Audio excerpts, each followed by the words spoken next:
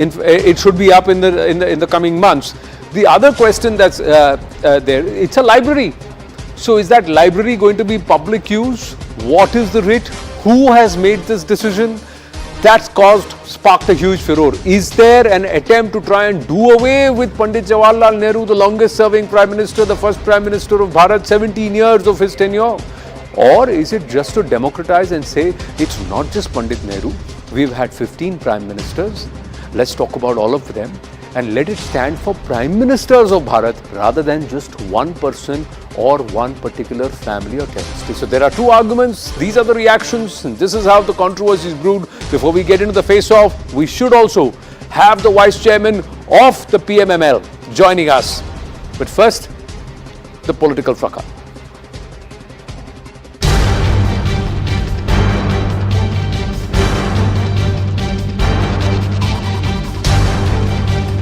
The name has been changed because you can see the kind of contribution that has been done by all the Prime Ministers. There is a highlight of around 15 Prime Ministers of the country that has in fact been highlighted.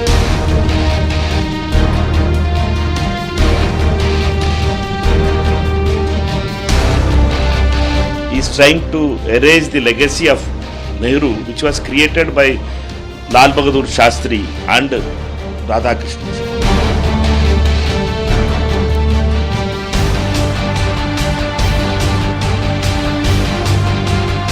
Modi ji ने कहा जो भी भारत का प्रधानमंत्री है सबको स्थान मिलेगा।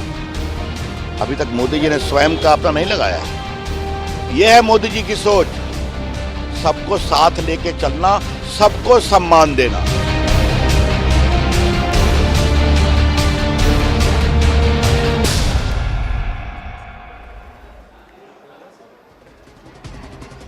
Well, on April 14, 2022, the Pradhan Mantri Sangrahalaya was inaugurated and dedicated to the nation by Prime Minister Narendra Modi. Now, just about a year later, little above the year later, on the 14th of August 2023, this museum and library that highlight the contributions and achievements of every Prime Minister since independence, spanning from Pandit Jawaharlal Nehru to Atal Bihari Vajpayee and Prime Minister Narendra Modi, the initiative aims to recognize the diverse roles played by these Prime Ministers. And this is also talking about they all worked towards one goal, to try and make the nation stronger. They charted the nation's destiny, authored it, fostering unity and preserving a particularly shared history to understand that across political party lines, each Prime Minister had a tenure, had a time, and in those times, what did they do? Why oppose equal honor and standing for all Prime Ministers is a question. Doesn't the opposition want to acknowledge other Prime Ministers' role in shaping the nation's destiny is another question. And thirdly, yes, Pandit Jawaharlal Nehru may have resided at Teen Murti House. Has his museum been taken away? Has that floor and that building of Teen Murti House been taken away altogether? Has his name, his legacy, his contributions, has all of that been taken away, removed altogether? Or have the contributions of other Prime Ministers also been added? And has Pandit Jawaharlal Nehru's name been replaced by Narendra Damodar Das Modi? Or is it just been generalized about the Prime Ministers of the past and into the Prime Ministers of the future going ahead? These are questions, and that's where the face-off lies, ladies and gentlemen. But before we get into the politics of it, joining us now is Surya Prakash ji, the Vice Chairman of the Executive Council of the Prime Minister's Museum and Library. Namaste and Jai Hind, Surya Prakash ji. Thank you very much for your time. My first question, the decision to rename NMML to PMML, what is the basis of this decision? The point is that many years ago it was decided to build a museum of Prime Ministers. And we had the Teen Murti Bhavan and the estate, which is a 28-acre estate.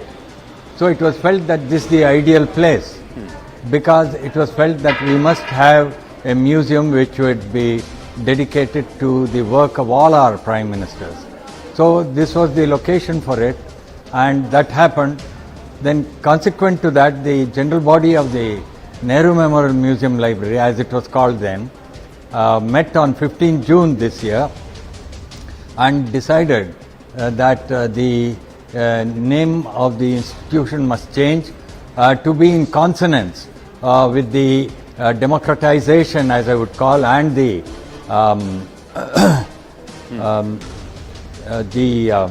change of the remit of the institution. So the change of name came about that way, and there was a meeting on 15 June and there was another meeting on the 18th of July when this was endorsed once again, and then it went to the Registrar of Societies, and the name change came about a few days ago. Right. But the Congress has immediately alleged that it's a deliberate attempt to try and wipe out Nehruvian legacy and erase Pandit Jawaharlal Nehru's name. No, I wouldn't like to comment on the political question at all. This is an autonomous institution, and all of us here, Mr. Ripendra Mishra is the chairman, I am the vice chairman, and the executive council has very eminent people here, and our job is to promote this institution. So I wouldn't like to comment on the political questions at all. But I would like to say that given the change in the remit of this institution, the change in name is in a way in consonance with that change of remit. The diversification and democratization of the responsibilities of this institution. The change of name is in tune with that. But Surya Prakash ji, when you say diversification, democratization is the remit in the change in name, does this also mean that the museum library encompasses all prime ministers and their stories rather than limited to only one prime minister? Is that what you're trying to say, that it represents all and not just one person? No, even from the beginning, though it's called Nehru Memorial Museum and Library, it's not as if our library and the activities here is centered just around Nehru. It had very wide ramifications in terms of actually this is the hub of scholarship in regard to modern Indian history, and that is what it is, and that is what it will continue to be. But the only change is the museum. Earlier it was just the Nehru Memorial Museum. Now you have the Pradhan Mantri Sangrahalaya, which is the Museum of Prime Ministers, which showcases the work of all 15 Prime Ministers who we have seen until now in this country. Some inclusions of Prime Minister Narendra Modi, that gallery, that's not yet been added?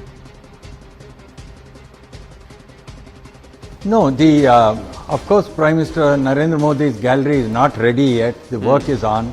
Maybe some months down the line it should be ready, and till now we have the galleries of 14 Prime Ministers, the 15th being Modi ji. His gallery is not ready yet, work is on, and it will happen. Also I must tell you, the Teen Murti Bhavan, which showcased the Nehru Museum earlier, it continues to be dedicated wholly to Jawaharlal Nehru.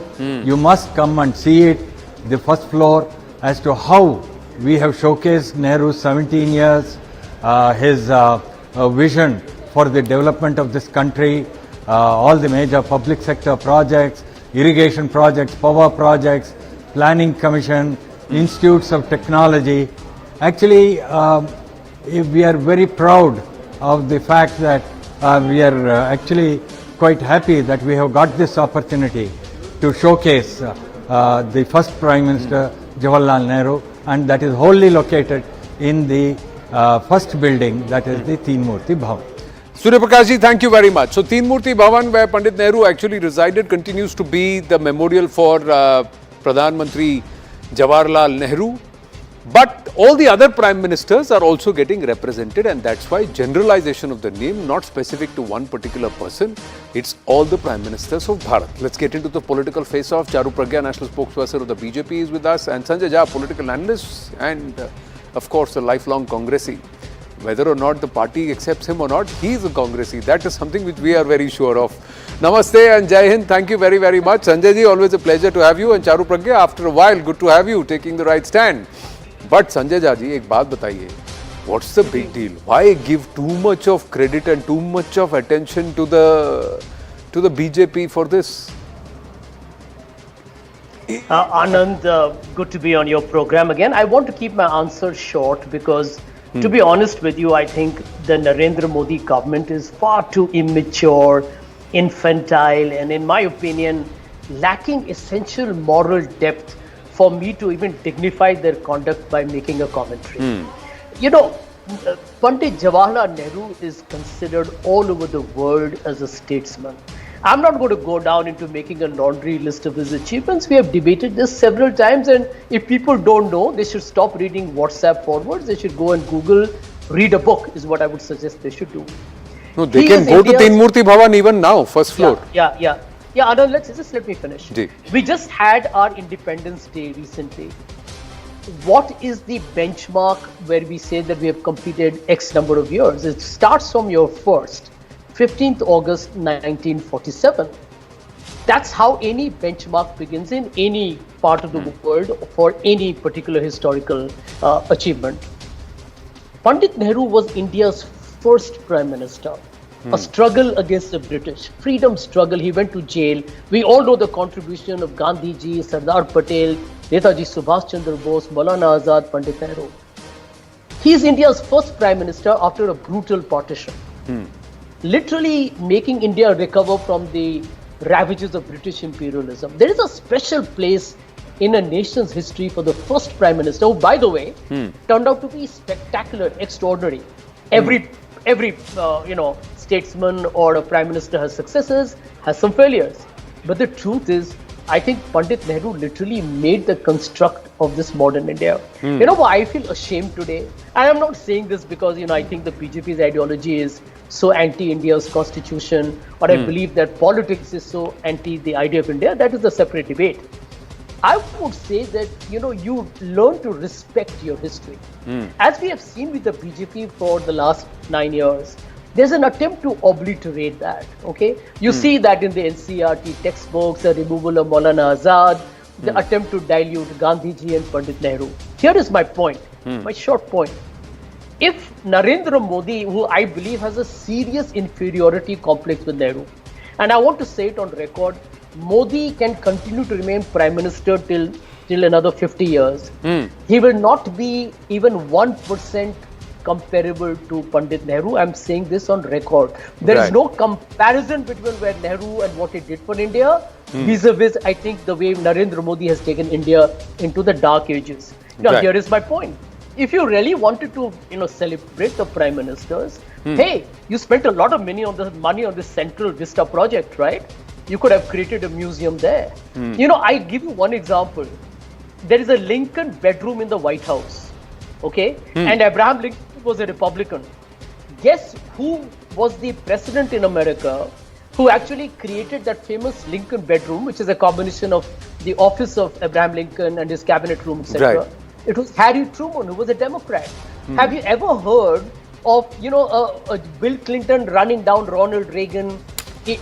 Barring Donald Trump, who goes and attacks Barack Obama, there is no tradition of anyone making or ridiculing a predecessor. I think the BJP has reduced the level of, political and public discourse in our country. Well, on the one hand, आप प्रधानमंत्री नरेंद्र मोदी की दीर्घायु की कामना करते हैं. That's very kind of you. But whether he wants to go on for the next 50 years, next 50 years or not, that's a different point. Secondly, sir, if your short point is so long, then I wonder how long your long point is.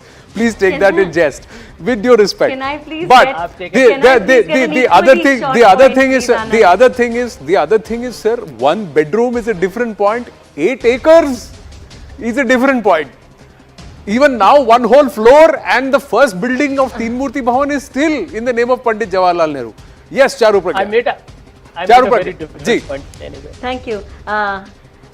Anand, it's great to be on your show after such a long break, and it's always an honor to share the screen with Sanjay ji, and I hope he will extend the same courtesy that I extended to him. I did not interrupt him at all, and my point will be equally short, Anand. You can time me. I understand Prime Minister Nehru is the first Prime Minister of India. He is all our Prime Minister, not just a Congress Prime Minister. But are you trying to say, sir, that Nanda ji, Lal Bahadur Shastri ji, Morarji Desai ji, Charan Singh ji, Rajiv Gandhi, VP Singh ji, Chandrasekhar ji, PV Narasimha Rao ji, Atal Bihari ji, Devagowda ji, IK Gujral ji, Manmohan Singh ji, they are not important, and they did not contribute to the growth of India over the last 75 years. Number two, Teen Murti Bhavan has two wings. one building is still completely and solely dedicated to India's first Prime Minister. We have given him the honor. He deserves as independent India's first Prime Minister. It's the second building which houses the remaining 14. So one building for 14 Prime Ministers and one building for Nehruji alone. Nehruji alone. Also at the time of independence, there was a Rashtrapati Bhavan for India's Rashtrapati and Teen Murti Bhavan was for India's Prime Minister. Did any of the other Prime Ministers convert the homes they have lived in into their own personal museums, or has it been done consequently for any other Prime Minister? That's not been done. Today, you are saying that we are deleting his importance from history. We would have done that if we would have changed the layout of the house he actually lived in. That remains intact, sir. I have very recently visited the Pradhan Mantri Sangrahalaya and I think it is brilliant. It is so beautifully done. You can go and take a virtual walk with any of the Indian Prime Ministers, starting from PM Nehru to PM Modi. You can take a picture with any of the 15 Indian Prime Ministers, and I think that's the beauty of our democracy. So you call him a statesman and you say he's revered all over the world. Of course, he must be a statesman. My voice got disconnected. Yeah, I can hear you. Go ahead, please. Get me connected. Go ahead. Carry on, Charu Pragya. Anand, let me... Where we try and tell her that she should carry on. But in the meantime, we'll try and fix her audio. Patch her through. Yeah. We just try and sort that out. The phone line dropped. She could not hear herself, but we could hear her. I'm just trying to tell her the same thing while I message her live on the show. Sanjay Jha, see, she made some points. She's got some more points to make. That's the important aspect, isn't it? No other Prime Minister has appropriated or their homes have been appropriated to make it a Sangrahalaya. That's the political point. The other point is Teen Murti Bhavan building number 1 still remains Pandit Nehru's Sangrahalaya. It's not changed. So had they removed the Sangrahalaya, had they made it shorter, had they not given him the due that he should get, then you could have picked up a bone. But as Shakespeare said, what's in a name? Isn't the Congress party making much ado about nothing? Well, the same applies to the Prime Minister Narendra Modi, doesn't it, Anand? But listen, I mean, let me answer this, because this conversation, frankly speaking, will have a logical end. I can promise you that every attempt being done by Narendra Modi and his government to try and erase the memory of Mahatma Gandhi or Pandit Nehru, because these leaders stood for an India that was truly diverse, secular and syncretic. And how can you expect a former RSS pracharak, a Hindu, who called himself on big billboards in 2014 as a Hindu Hriday Samrat, how can you expect him, despite the constitutional oath he's taken, to really kind of have any compatibility with these great leaders? Narendra Modi is different. We all know that. I mean, let's not... One second. Sanjay ji, for all the love, hate, whatever criticism, I'm coming to you, criticism that you may have for Prime Minister Narendra Modi, he is not building a separate Sangrahalaya for himself in a separate building. He's still part of the remaining 14 Prime Ministers. But Jawaharlal Nehru ji is still separate and still exclusive. So, thoda to you have to also cut some slack there. Let Charu Pragya finish. She got interrupted. I completely agree. Thank you. Go ahead. Yes, Charu Pragya. I'm sorry. Anand, blame it on technology. It was not deliberate. Charu Pragya, go ahead. For my call to drop. Go ahead. Yeah, thank you very much. You know, very respectfully to all the Congress people objecting to this today, please tell me, why is it that the other Prime Ministers are not so important to you? Why is it that even after naming over 500 institutions, buildings, scholarships, schemes, trophies after the Nehru-Gandhi dynasty, you are still dissatisfied? And it's not like Prime Minister Modi is naming the Sangrahalaya after himself. He's not calling it the Modi building. He's calling it a museum for all the Prime Ministers of India. And like I said, to honor him as the first, he has a whole building to himself. After that, if you're still objecting, with apologies, sir, I think everybody in the Congress is petty-hearted. And all the fancy English cannot make up for that petty-heartedness. And with respect to another museum, what Sanjay Jha had to say, Charu Pragya, what's your response?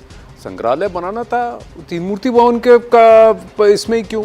You are making a Central Vista project, make a संग्रहालय there. मैंने सुना, बिल्कुल.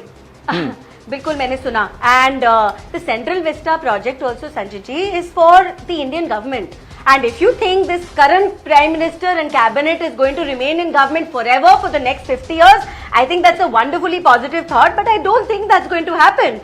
Tomorrow when the delimitation happens, when the number of MPs increase in Parliament, tomorrow as our offices grow and become more vibrant, we need more space. This does not have the thappa of just Modi building all over, and we should stop thinking like that. I think India is growing, India is thriving, and India is reflecting its new progress to the world, and we are not doing away with anything old. We are preserving it as a museum.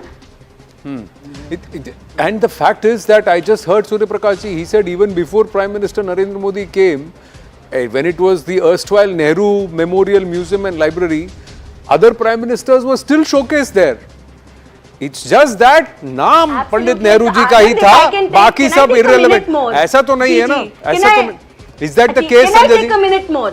Okay, if Sanjay Jha is willing to give you that minute. Can I take a minute more? Anand, very quickly. Yes, please go ahead. Sanjay yes. ji, please can I take a minute more? Thank you, Sanjay. So Anand, you know, thank you. And as early as just last week, I visited the Pradhan Mantri Sangrahalaya. You walk down a corridor with photographs of all our prime ministers, one after the other. The date of their tenures are there. You go up after one flight of stairs, you will see the achievements of every single prime minister from their early years to their last days in office. I think it's a fabulous place. There is no distinction there between a Congress-led government or an opposition-led government there, sir. It's a beautiful place. And the first building houses gifts to every single prime minister of India from various countries, various heads of states from across the world. So it was anyways not dedicated solely to PM Nehru ji, even though his rooms, the rooms of his daughter Indira ji, his office has all been impeccably preserved. Apart from that also there was a lot to see there, and I've seen it before and I've seen it after, and I think it's a wonderfully fantastic change. Okay. Every Indian citizen needs to go and see that museum to understand our rich heritage. So opening word and closing word to Sanjay Jha in this debate, and my humble and limited point, sir, is that the BJP may vehemently, the BJP may vehemently oppose the Congress and also the Nehruvian policies and Pandit Nehru and many others, but it does not choose to dispose of them. Perhaps the Congress, the charge on the Congress is the Congress not only opposes everything that the BJP proposes, but it also chooses to dispose of whatever the BJP is wanting to do. Case in point is NEP and some other examples, but we won't go there. We don't have time on the debate, but we'll keep it back to on this. So, has Charu Pragya been able to convince you, or you still believe that the name change is done with a ulterior motive or perhaps with an inferiority complex? I can tell you it's both. The principal issue here is ideological. The physical structure and the renaming is secondary. And the reason behind that is very straightforward. When Narendra Modi trashes that nothing happened in India before 2014, he's so self-obsessed, he even humiliates Atal Bihari Vajpayee, right? The own BJP Prime Minister who was Prime Minister for 66 years. So he's willing to humiliate Vajpayee for his own self-glorification. That's Narendra Modi for you. Number two, I do believe that prime ministers are different. They all fight for the country, but they have different ways to do it. A prime minister, you know, I can't imagine Pandit Nehru being silent on Manipur for 3 months, or allowing wrestlers to protest and not even giving them a year, or allowing ethnic cleansing to be used in Haryana, or creating monsters who go shooting Muslims in trains. It would never happen if I think Prime Minister Nehru was still there. My last point, and this is a humble point, that end of day, you know, Anand, you and Charu are both people alike. The battle in any country is always ideological. India has to make choices. And I do believe that end of day, I would not like any future prime minister to name any cricket or football stadium in his name and kind of make a mockery of what I believe is true democratic principles. Let the people decide what they do.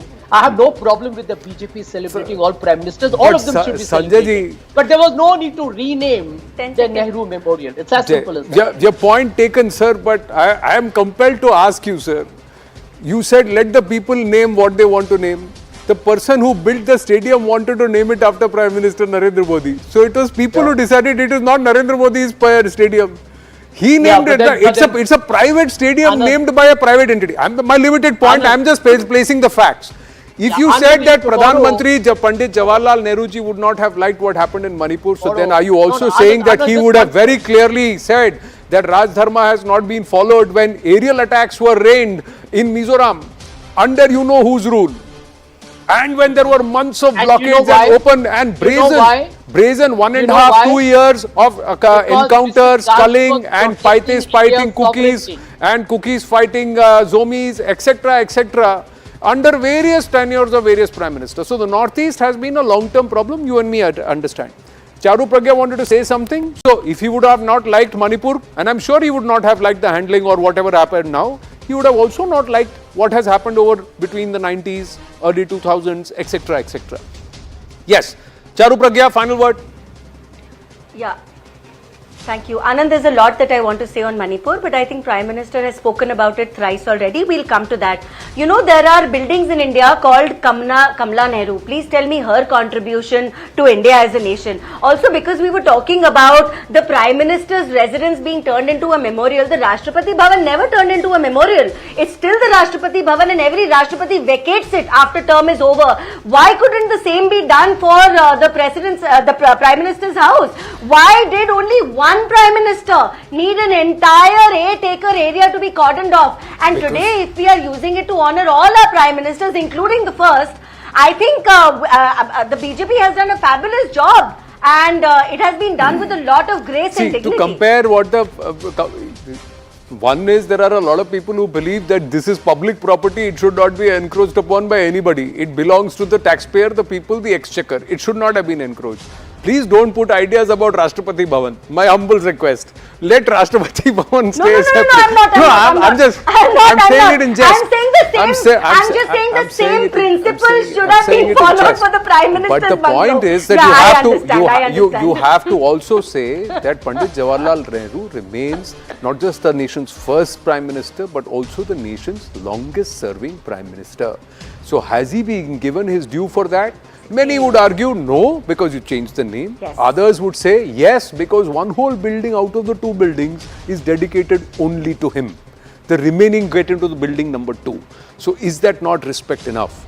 Many would say yes. Sanjay Jha, Charu Pragya, thank you very much for a civil engaging debate. Pleasure to have you on the show. Thank you very much. Moving on, ladies and gentlemen, to a CNN News 18 exclusive. Our group editor security getting us a worrying trend, ladies and gentlemen. Now this is the news. ISIS, SIMI and IM. So SIMI, Students Islamic Movement of India, and Indian Mujahideen, they're all offshoots and they're all products of one and the other, and then they evolved to, you know, the organization, that entity that now stands banned. But they are actually combining ranks with the Islamic State.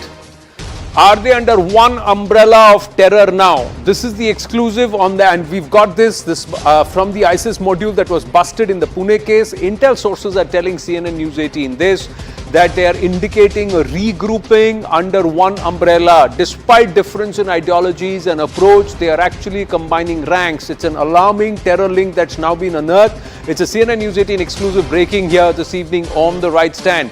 Now, the National Investigation Agency has held 4 accused in this case, 1 from Mumbai, 1 from Pune, and 2 from Thane on the 3rd of July 2023. They are hardcore radicals trained in information technology, cyber ops, explosives, and also improvised explosive devices. Terror suspects guided by a foreign handler from Iraq or Syria. So there is this commonality.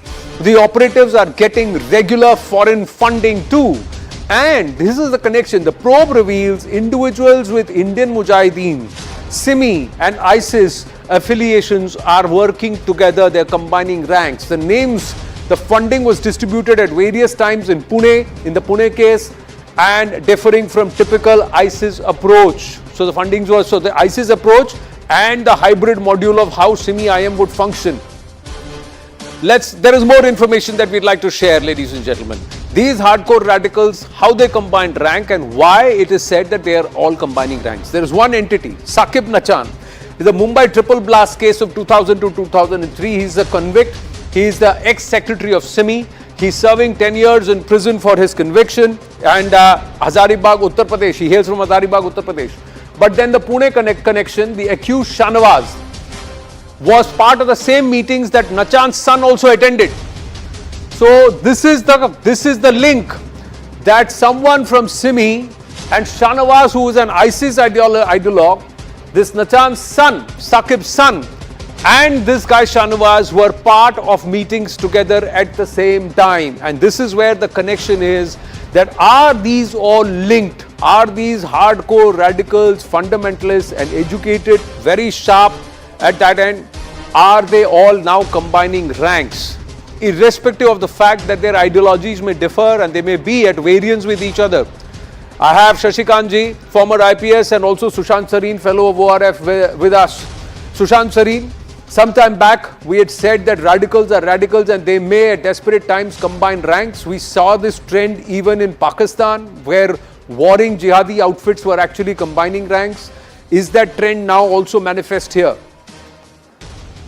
Yeah, and it shouldn't come as a surprise to us, Anand. Look, there is a kind of an ideological continuum between all jihadist groups, regardless of the school of theology or the doctrinal schools that they follow. So there is a continuum out there. But there are theological differences which also make them fight with each other. But there are times when they feel that they are under pressure or they are working for a common cause at a particular point in time. There are tactical alliances which are also struck. So, for example, we've seen in Kashmir, we've seen that groups like the Lashkar-e-Taiba, which is a Wahhabi Salafi organization, and a group like the Jaish-e-Mohammed, which is a Deobandi organization, have also joined forces at times and carried out operations, right? Including with Hizbul Mujahideen, which is Jamaat-e-Islami. Correct. In terms of a radical mindset, there's very little to choose between the three of them, right? But in terms of if you start doing hair splitting, you can find many differences. So if, for example, and in this particular case, there is also a kind of an ideological or a theological continuum, because a lot of these guys come from the Jamaat-e-Islami school of thinking. Okay, so Simi, for example, traces its roots to the Jamaat-e-Islami. And so if there are these links being drawn between these guys, and many of these people morph into something else, you know, as they grow older, as they grow bigger, they get more experience. There is a kind of a transformation also which takes place.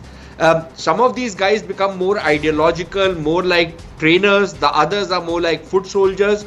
So the investigation, or at least the snatches of the investigation which are coming out, do not surprise me at all. I think it's pretty much along expected lines.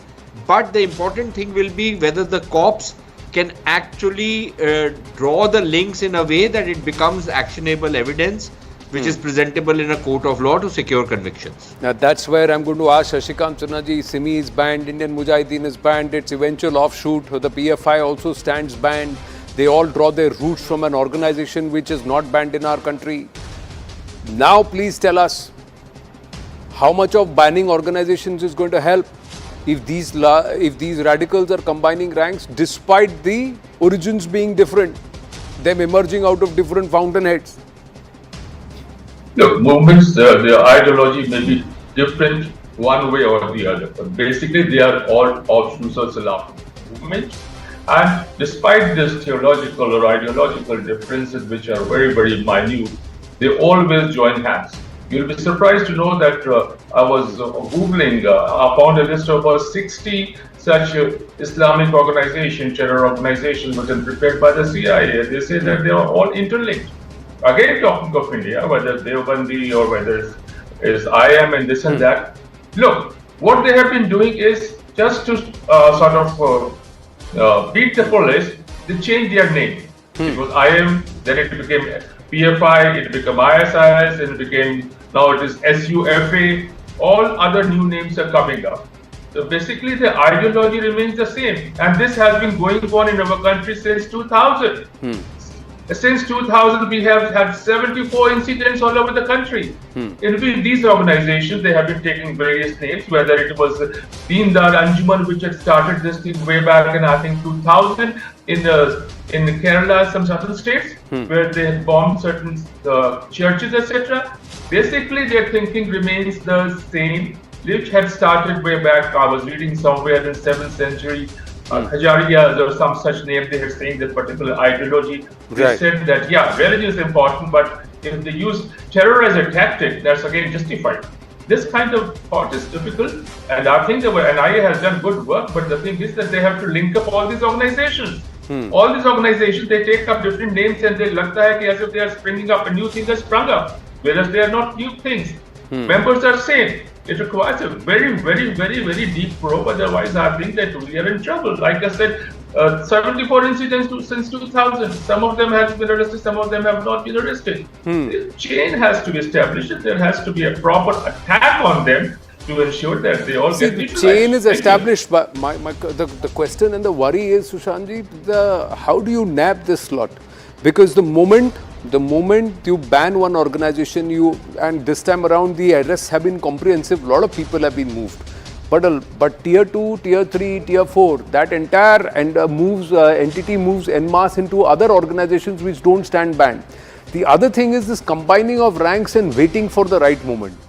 That means that they are all waiting and they're just amongst us as common people, and they could activate themselves at any point in time. How do you know, or even if you know that somebody is radical, fundamental, how do you nab them, how do you catch them, and how do you stop it?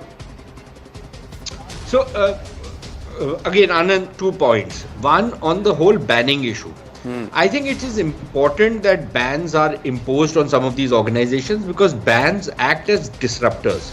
If you don't ban an organization, then it just continues doing business as usual. Now, of course, there is an alternate view which says that don't ban an organization, let it operate in the public domain. That way you can keep a much closer eye on it. I am inclined to believe that a ban works much better. It tends to disrupt their activity. The state can clamp down on their resources, on their properties, on a range of other issues, arrest many of these people, put them out of business, at least for some time.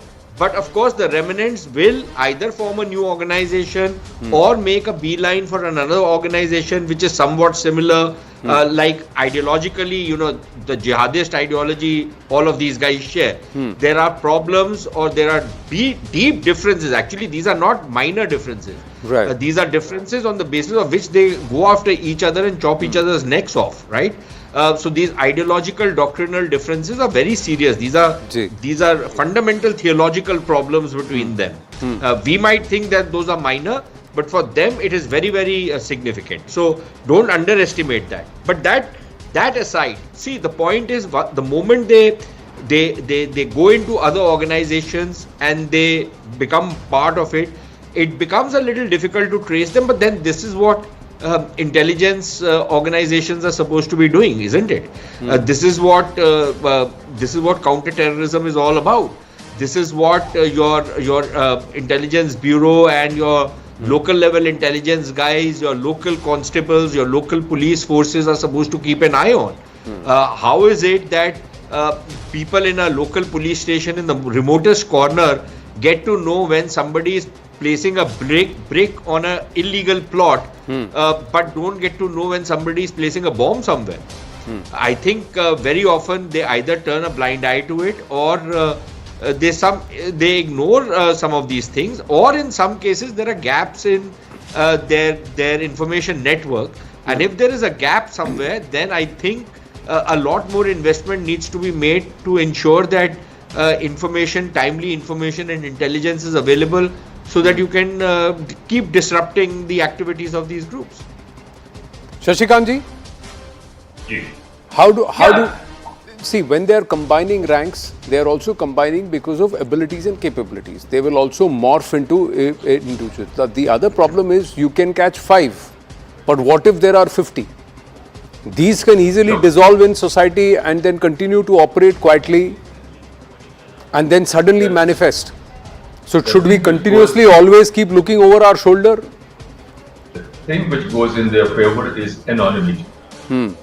all these persons are not identified, and it's not easy to identify all of them because they have their connections, like from Hyderabad to Pune to South to this place, Varanasi, everywhere they have. And it's not only this country.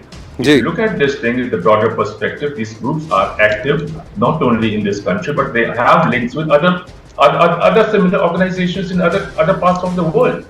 So it is a cross connection. This is one thing where intelligence has to come in and work really hard to ensure that this thing gets sort of chopped off. Whether it's deep infiltration or this thing, there are so many tactics that we have been talking about. We talk about it. But again, yes, banning is very important because if they are banned, there are raids. We get certain documents, we get certain more information which is not readily available. But yes, it's a continuous movement. It has to go. That identification of this person, not only within the country but abroad also. There's so many treaties. I don't know why we are not able to talk to other countries and to get information, exchange of information to Interpol or some way or the other. It has to be there. It's becoming a global phenomena, and they're all linked up. Thank you. No, but the thing is that they are so prepared and they know so well how to subvert the systems. They have also changed their modus operandi from being brazen and brash and complete outlaws to embedding themselves within the system as legal, legitimate citizens who know how to subvert the system, use it to their advantage. Do you believe that's the biggest challenge right now, Sushant Sareen? No, that's an enduring challenge. That's not only the biggest challenge, that's an enduring challenge. Look, these guys not only operate in disruptive and subversive activity, they also engage in what you might call the overground activities. The so-called intellectual support which they are given. Yes. Sometimes by useful idiots, and sometimes by people who are just activists, who will stay within the four corners of the law, but then provide justification, provide rationale, provide advocacy for some of these groups. So that happens. Look, your fundamental question, yes, no way to avoid it. Eternal vigilance is something everybody has to do all the time. Number one. Number two, but it's not that dismal a situation. The moment, look, if it's a guy who's just a sleeper cell, who's not really doing anything, probably harbors ill will and all that, one can live with it. But the moment they try and become operational, then a lot of other things have to go into them becoming operational successfully. That is where intelligence comes in. Is the guy trying to procure some kind of explosive? Is somebody who is doing maybe IT work suddenly buying a lot of fertilizer or ammonium nitrate, for example? I'm just dumbing it down right now, but these are kind of things which should set alarm bells going. Obviously, the fact that we have managed to disrupt many of these guys means that by and large the Indian intelligence agencies are doing their job and doing them pretty well. Can they do better? Of course they can. There's always room for improvement. Is it going to be a cat and mouse game? Yes, it is going to be an endless cat and mouse game, and we have to be reconciled to that reality. I think the bigger challenge is also intelligence will do its work, the cops will do their job, they'll round them up and they'll catch them. But is our legal system ready to support those who are radical, who intend to harm society, but they haven't harmed society yet? Because the law does not provide for a situation like that if it is proven beyond reasonable doubt. Now, that's where we have a problem, that unless they do an act of crime, they do not get punished, and that's where we seem to have an issue about what to do with them, because they will be out within 4 or 5 years, and once they are out, then they come out far more radicalized and far more smarter, because they learn the tricks of the trade in our jail systems. That's another debate for another time. Shashikantji, Sushant Sareen, thank you so much. We're going to take a very, very short break on that note, ladies and gentlemen. When we come back, you have to consider this, ladies and gentlemen. Why are our hills crumbling? Is it unprecedented rainfall, or so much of rainfall in so little time that our hills are not able to bear it? Or is there more to it than meets the eye? 50 deaths in the last 48 hours or so in Himachal itself. Stay with us.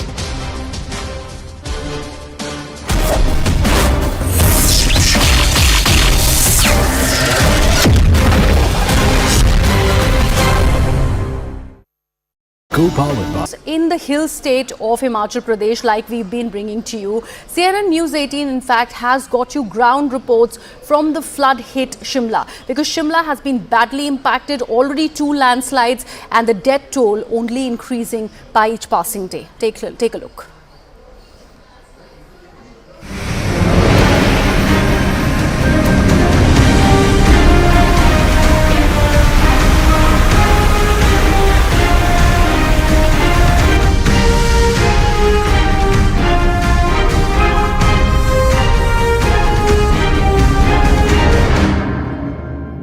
Shimla, one of the most visited tourist spots across the country and perhaps one of the most loved ones as well, is facing an unprecedented crisis in its history, where the state is reeling under heavy floods, flash floods, and in fact heavy rains as well. It's very important to understand the aftermath and the after effects of the floods as well. We talked about how the floods claimed many lives, but it is also very important to understand as to how the people of the state are actually bearing the brunt of this entire situation. Is it just the floods which is causing their lives to be miserable, or is it something else? Well, it's a tourist state where a lot of economics depends and economy depends upon the tourism sector.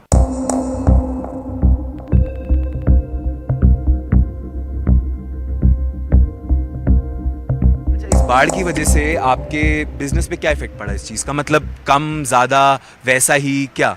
बहुत कम, क्योंकि tourist नहीं आ रहा है, क्योंकि बाहर के वजह से टूरिस्ट बाहर से भी नहीं आ रहा है, तो हमारे लिए बहुत फ़र्क पड़ रहा है। बहुत फ़र्क पड़ा है। अच्छा बाबू जी, आप एक बात और बता रहे थे कि जैसे आपकी एक मैं थोड़ा शौक था ये सुन के कि जितनी भी प्राइम्स आप चला रहे हैं सब लाइसेंस्ड भी हैं, मतलब सरकार के अधीन रह के आप सब ये काम कर रहे हैं। तो आपकी अगर अच्छा आपके कार्ड भी बने हुए हैं, अगर अच्छा बिल्कुल पूरा एकदम सब चीज़ें मतलब उस हिसाब से चल रही है, सिस्टम के हिसाब से चल रही हैं। मेरे को एक बात बताइए, नॉर्मल समय पे जब टूरिस्ट होते थे कितना कमा लेते थे और अब कितना कमा पा रहे हैं? नॉर्मल तो सर ऐसा है, नॉर्मल समय पे कमा लेते 3,000 कमा लेते महीने का। 3,000 नॉर्मल पे अभी तो सर रोटी के भी लाले पड़े हुए, रोटी के भी लाले पड़े हुए, गुजारा भी नहीं हो रहा। ऐसा कुछ नहीं है, आज तक हमने ऐसा समय देखा नहीं, कभी नहीं। हमारी इतनी उम्र हो गई, आज तक हमें शिमला में ऐसा समय दिखा। कितने समय से शिमला में आप? हम हमारे को हो गए सर 20 साल, और इस लाइसेंस बढ़ के हो गया हमारे को 10 साल। Landslide which was reported from Shimla's Krishnanagar area has claimed 2 lives. This information has been given to us by the officers on ground who are working continuously to carry out rescue operations. And I'm coming to you in fact from that very site where those houses collapsed yesterday around 4 to 5 p.m. in the evening. All you can see around this very space is just destruction, debris, and in fact the broken homes which actually collapsed during that very landslide. This is the debris of around 5 to 6 homes which actually collapsed on the evening of yesterday, when in fact those places were actually emptied by the authorities, because earlier only they were fearing that there could be something like this, and that is the reason why this entire area was emptied by the authorities. Looking at the debris over here, looking at the kind of destruction which has been done due to this landslide is very humongous. You can see these entire homes of concrete. These are not, mind you, these are not wooden homes, or these are not makeshift shelters or homes. These are proper concrete homes which were washed away by, which was actually which were collapsed because of the landslide. You can see how the debris of those very homes has gone from that very top side to this very end, and you can see how cars have also been destroyed in this very case. You can see only here a car has fallen down off this very cliff, and in fact this is the story from Krishnanagar right now. In fact, a lot of lives being affected, and in fact the NDRF officials have confirmed to CNN News 18 that 2 lives have been lost in this case.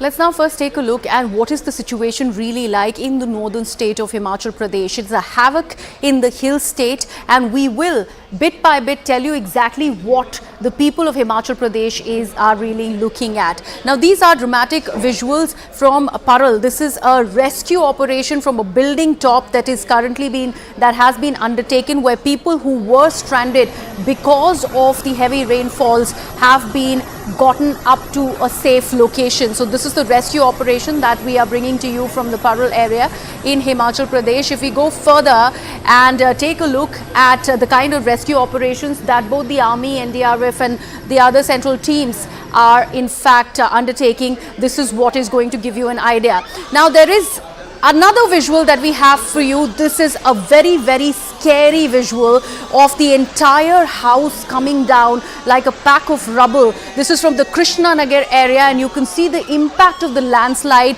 that has in fact led to houses being buried under the mud and gore after the landslide really took place in the Krishna Nagar area of Himachal Pradesh. Many people who have been staying in these low-lying areas we also have to understand how the mud really, where the construction really was taking place, is not really firmed up, and because of which the landslide has ended up impacting a lot of these key areas. This is from the Krishna.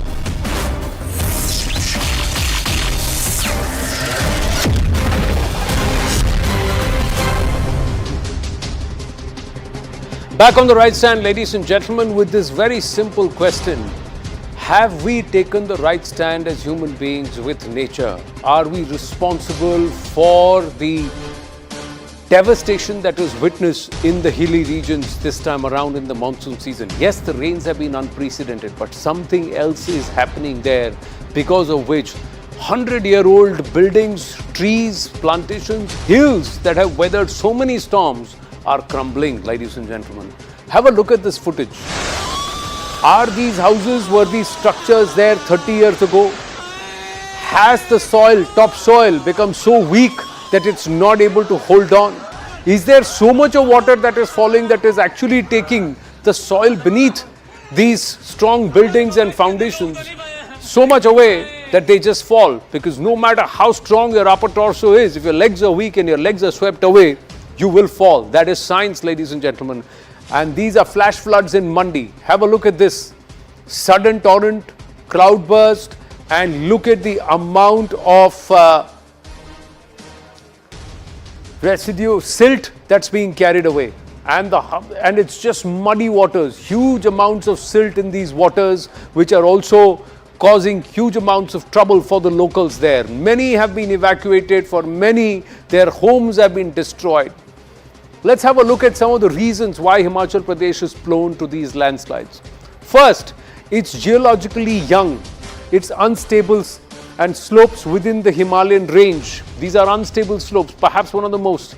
There also, environment is being threatened by escalating human activity and resource exploitation. There is brazen flouting of norms and rules, and in the garb of trying to attract more tourists, the kind of infrastructure that's being built is against the very grain of what should happen there.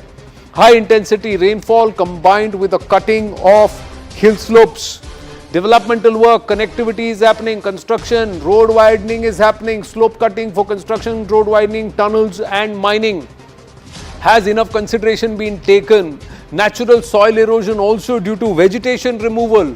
When you take away the big strong trees with the deep roots which can hold it back, hold the soil back, then you have these issues. But this time around we've seen those big trees also fall down. 100-year-old trees have crumbled and just been submitted to the torrential rain and of course the overflowing rivers.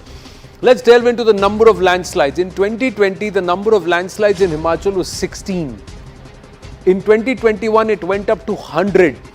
And this year already, it's gone, in 2022, it's 117. And this year, the final numbers are only going to rise.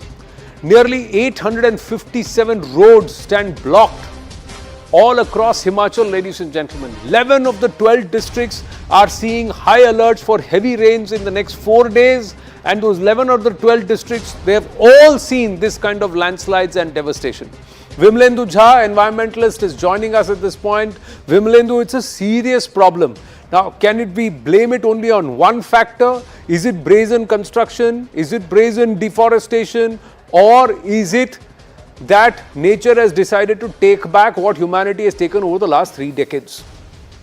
No doubt, Anand, that we are all saying that the river came to our home. No, we came in the way of the river, and river has only taken over its own path. That's point number one. Point number two is that indeed it's many of these factors. Indeed, there's unprecedented rain, but we knew about it. Every IPCC report has been talking about erratic climate events, that we will actually have flash floods, we will actually have drought, and we'll have heat waves, and so on and so forth. And therefore, and India as a country and these states being signatories to such scientific studies, what is our preparation? The other is that it would be slightly unfair to really call it human-induced or man-made disaster, because if you look at all the disaster that has taken place in and around government-sponsored projects or private partnership with the government projects. So if you look at the kind of construction that has happened in terms of hydroelectric power plants, imagine we want to make our Shimla to Manali or for that matter Chandigarh to Manali or Chandigarh to Shimla journey swifter and more tourism. We've constructed 4-lane highways completely without any geological and engineering assessment. Rapid and unscientific construction that has taken place. Those all-weather roads is apart. So we're looking at the number of highways that were just constructed. All of them have given way. So clearly, this is bad construction in terms of hydroelectric power plants, bad road construction.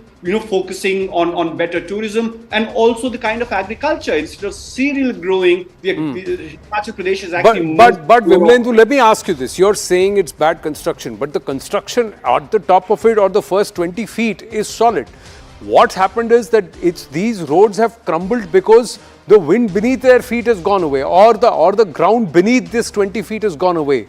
So now, and that's what we are seeing even in that Shiv Mandir. Railway tracks are still hanging.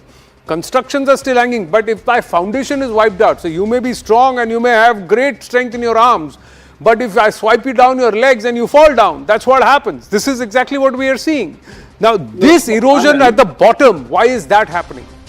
So, Anand, two things. One is that you might actually use the best quality of loha and cement, but if your foundation is weak, where you're constructing is absolutely important. So geological study of where are you constructing and what are you constructing is very, very important. Most of the roads and structures and these hydroelectric power plants are actually constructed around the waterways, and water has to be taken its path. That's point number one. Point number two is that in all of this, when you look at devastation that has taken place, for example in Mandi, the dumping of construction debris or excavation work that has happened in a way where it's completely non-scientific, and that's what you see. You see sludge. You see sludge everywhere, and we all knew that one day it would rain a lot, and therefore the prediction of climate vulnerability, that studies available to us. How are we preparing ourselves? How are we constructing? So the construction of a highway in Gurgaon or in Delhi has to be different from the construction. Yeah, but it's not just roads and construction. There has also been rampant construction by the locals who have said, okay, let's try and build multi-story houses and then put it out on Airbnb and or put it out on let, and let's make money because of the influx of tourists. There is no control over that. Not more than 10,000 people in a particular region, etc. All those issues are also there that we have to consider. I've run out of time, but we'll have a longer discussion on this, Vimlendu Jha. Thank you very, very much. It's something for all of us to consider, and perhaps time that we take the right stand with respect to our environment, ladies and gentlemen. Right now, it's time to wind up this edition, and it's over to Zaka for Brass Tacks.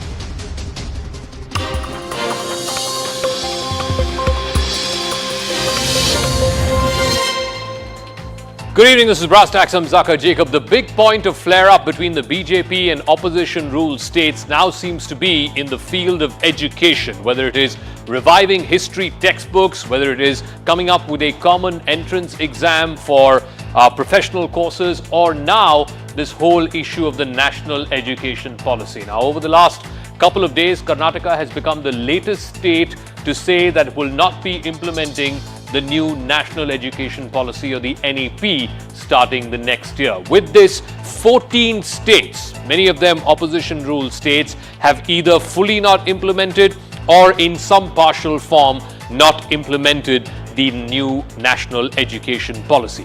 the question that's being asked is, how can you have two different education systems? Students in Delhi learning one thing, students in Chennai learning something else. Students in Bengaluru learning one thing, students in Kolkata learning something else. After all, education has to be one.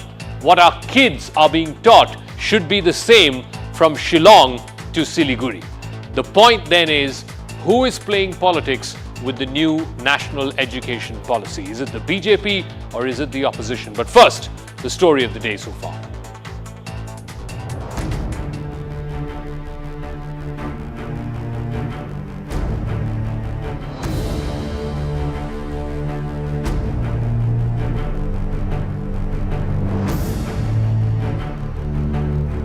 NEET is one thing which is not warranted at all. Education must be a state list. Only that state chief minister can decide what they really need to want for their students. I do not want my children to feel intellectually disabled. I want our children to compete and be the best. They have proved it. We prove it never. ಈ ವರ್ಷ ಸ್ವಲ್ಪ ತಡ ಆಯಿತು. ಮುಂದಿನ ವರ್ಷದಿಂದ ಹೊಸ ಶಿಕ್ಷಣ ನೀತಿಯನ್ನು ಬದಲಾವಣೆ ಮಾಡಿ National education policy is a very future-looking policy. Immediately, because such a versatile, well-researched, publicly consulted policy is brought in, only because it's brought in by Prime Minister Modi, we like to hate it. Because we dislike the Prime Minister, so we'll dislike any good thing that he does. This is funny. She doesn't know politics. The problem is that these BJP leaders, ministers, they don't know politics.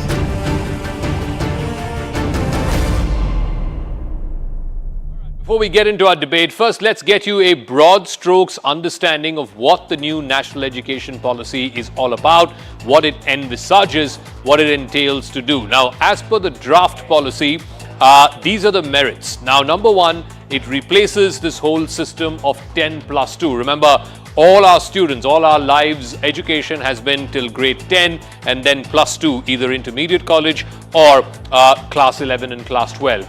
The new education policy seeks to change the burden of that. It will also bring in a national mission for core literacy and numeracy. Remember, what is happening now is a lot of people who may be literate are still found wanting when it comes to numeracy and when it comes to core literacy. The ambit of the education policy is to expand it for kids age 3 all the way to 18. Also, what this does is it brings in global standards. Remember, now private universities in the West can partner with universities here in India and thereby boost investment in education and thereby improve the quality of education as well. Also, there is now a mandatory 4-year training program for teachers before they can get on and start actively teaching in schools. Remember, before that, it was just a degree plus a Bachelor of Education degree. Disparity, the demerits seem to be, and this is what the critics of the policy are arguing, that there seems to be a disparity which is not taken into account by students who have access to English education or English medium education and those who are studying in government schools, oftentimes in local languages. Also, the focus is on digital education, which, according to critics, ignores the digital divide in India, which again came to the fore during the pandemic. You saw students in government schools being affected because of learning from home. And also, because there is an emphasis on multidisciplinary diplomas, there is a fear that this might encourage early dropouts. People, instead of going for 4-year degrees, might just decide to have diplomas which are of a far lesser duration. Now, what this also means, and I want to bring you up to speed with where the showdown is happening over the national education policy. Primarily, it's between opposition-ruled state governments and the central government. The Kerala government has called this policy too centralized. They have now revised the Kerala State Board history textbooks to include some of the portions omitted by the NEP. The Tamil Nadu government has said that it has decided to set up a panel for what is a state education policy. They will not be implementing the national education policy. In fact, the Chief Minister of the state, Mr. Stalin, has called the NEP and the centre's approach to education, quote-unquote, elitist. Also, Karnataka, just yesterday in his Independence Day speech, you heard Siddaramaiah, the Karnataka Chief Minister, saying that they will not be going ahead with the NEP starting next year, and that NEET, which is the common entrance test for professional courses, is incompatible with the federal structure. That is what Siddaramaiah said. He also went on to say that NEP will be scrapped starting the next academic year. From May, June of next year, Karnataka will not be implementing the national education policy. So essentially, what is happening is that there is now a full-blown political war between opposition-ruled states and the BJP-led central government on this field of education. But can we afford to politicize our education, and who is politicizing our education? That's the big question. Several experts have been pointing out on some of these disparities, but it's politics front and center. Joining us on the talking point this evening, Sanju Verma is national spokesperson of the BJP. Dr. Shama Mohammed is national spokesperson of the Congress Party. A. Saravanan is spokesperson of the DMK. And we also have Professor Geeta Bhatt, a renowned academic. Sanju Verma, the criticism from opposition-ruled states on the national education policy is it does not take into account the disparity between those who have access to private education, access to English medium education, and those who are in government schools, and therefore the NEP does not adequately take them into account. There are two issues here. One is about the NEET and one is about NEP. As far as the national education policy is concerned, Zaka, let's be very clear that we had the three-language system way back in 1968. And the last national education policy which we had after 1968 was actually, the one in 1980s, 34 years back. I think what distinguishes the current NEP from its predecessors is the fact that we are not imposing any language. We are saying that there need not be any compulsion to study either English or Hindi or Tamil or Telugu. You only need to satisfy one criteria. At least two of the three languages that you take education in should be native to India. And as you are aware, under the 8th schedule of the Constitution, we have 22 recognized languages, and the new education policy says that till class 5, you will be actually given free study material in all the 22 regional/vernacular languages. And while the focus will be on regional languages and your home tongue or mother tongue till class 5 mandatorily, preferably it will be till class 8.